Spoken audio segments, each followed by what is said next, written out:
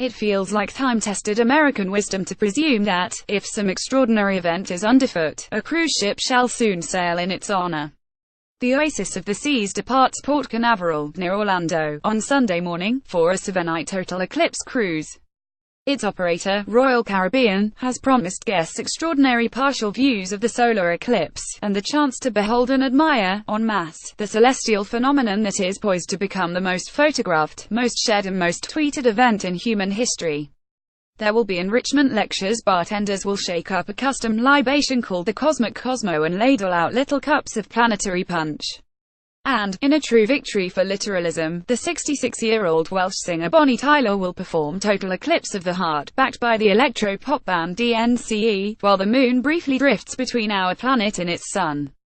Anyone who has flicked on an FM radio or stumbled into a karaoke parlor in the last 34 years surely knows at least a few bars of Total Eclipse of the Heart, a booming, volcanic pop song that topped the Billboard chart in 1983 at its peak. It sold around 60,000 copies a day. The song was written and produced by Jim Steinman, the composer of Meat Loaf's Bat Out of Hell, who later told People that he hadn't anticipated its popularity, in part because of how he understood its scope. It was an aria to me, a Wagnerian-like onslaught of sound and emotion. I don't know that a person enjoys Total Eclipse of the Heart so much as submits to it. If you're wondering what the song is about, the particular story it tells, I can't help you. It communicates only great anguish over some unspecified loss. Once upon a time there was light in my life, but now there's only love in the dark, Tyler gasps. You might be thinking that love in the dark doesn't sound so bad. Yet to hear Tyler sing it, and her voice is capacious, emotive, truly unwavering in its sincerity, is to recognize that something good has collapsed. Perhaps Steinman's narrative is purposefully nonsensical, and homage to the ways in which we gabble and rant when deeply wounded. Tyler, like Meat Loaf, seems to instinctively understand that the best way to animate a Steinman song is to sing it like a crazy person, red-faced, flinging your arms every which way, single-handedly sucking each molecule of oxygen from the room.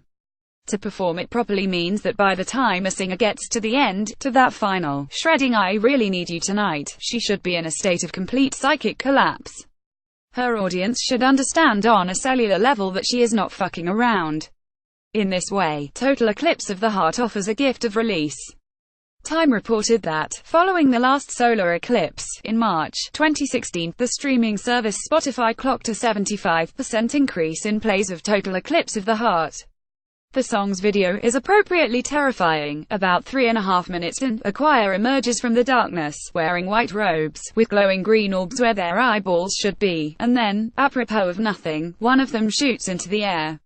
Vevo's post of the music video on YouTube presently has over 300 million views, a number that will almost certainly rise on Monday afternoon. The astrologer Susan Miller, in an online manual titled All About Eclipses: A Guide for Coping with Them, suggests that an eclipse is one of the most dramatic tools that the universe uses to get us to pay attention to areas in our life that need to change.